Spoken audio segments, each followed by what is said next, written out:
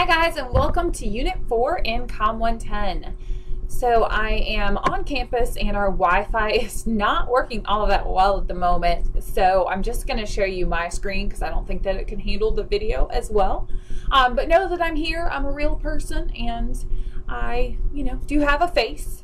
So I'm going to walk you through some of our Unit 4 items. One big thing to note, and you'll see it on your syllabus as well, but there are 2 due dates for Unit 4. So this is a 2-week unit. The first big assignment and initial portion of this is going to be your forum post. So I'll talk through that in just a second. So Unit 4 is all about verbal communication. And when we are talking about verbal communication, we're talking about anything that uses language. So if it's speaking, if it is writing an email, if it is writing a book, those types of things. They all include verbal communication.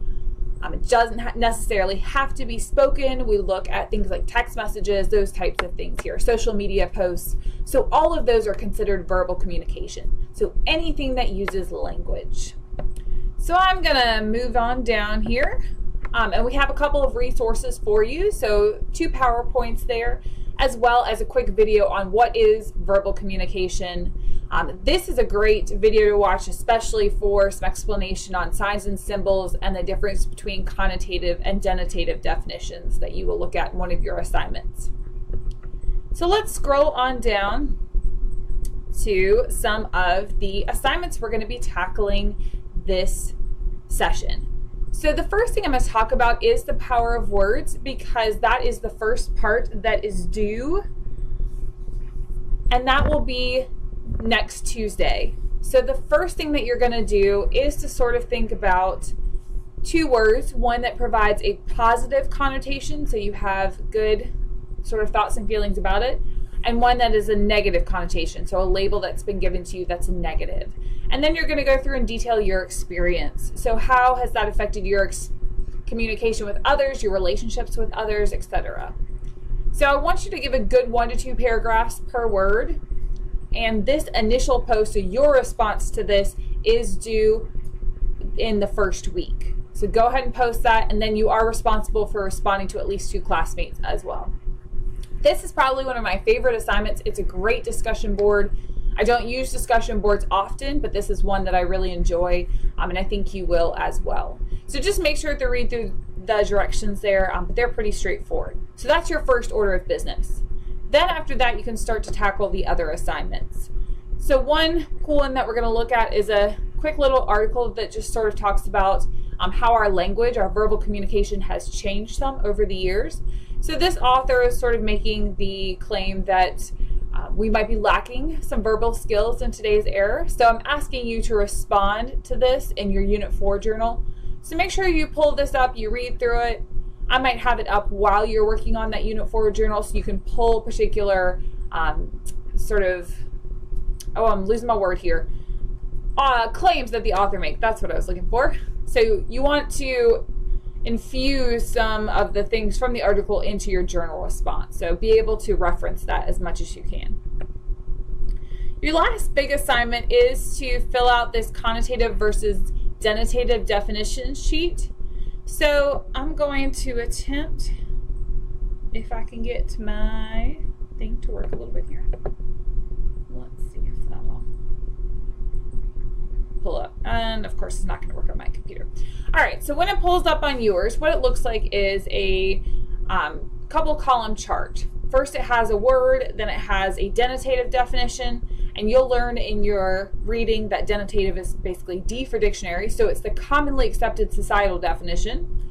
And then it will have a column where you're supposed to write your connotative definition.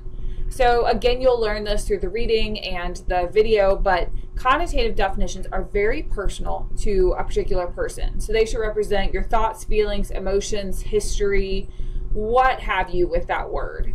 And they should be very different. So I'm going to give this example right here because I think it's a good one. So the example is vacation. A denotative definition or societal definition of that word is an extended period of recreation, especially spent away from one's home or traveling. My personal, me, Miss Hardy, my definition of vacation is traveling with my family, so my husband, maybe my parents and my sisters, to either the beach or the mountains. Vacation to me means unplugging from my phone and my email and just reading and eating and sleeping and relaxing. So that is my personal version of vacation. I would expect that every single one of your connotative definitions are different from that. So you have your own personal version of vacation. So that's what I'm looking for in the connotative column. Very personal, very specific. The last column is going to ask you, how has your connotative definition changed over time? Example for here, I guess it's changed a little bit in that when I was maybe in my early to mid 20s, even late 20s, might not have had the means to travel as much, but now, believe me, I don't make a lot of money, but my husband and I are a little more stable, and so we are able to not travel often, but we're not sleeping on someone's couch most of the time. So we are able to actually take sometimes real vacations to places. So that would be an example of how it's changed a little bit over the years. So that's just a quick overview of that worksheet. Again, it should be pretty self-explanatory, but I just like to go over that one because a lot of times what I'm seeing is that the connotative definitions are not different enough from the denotative definitions. And then the last thing is your Unit 4 quiz. So all you're really responsible for in the first week is getting that initial Power of Words post done. And then by the second week, I need the journal, your response to your two classmates, the connotative and denotative definitions, and the quiz done. So try to use your time wisely this week and divide those up into multiple days. So maybe get a few things done in the first week and a few things done in the second week.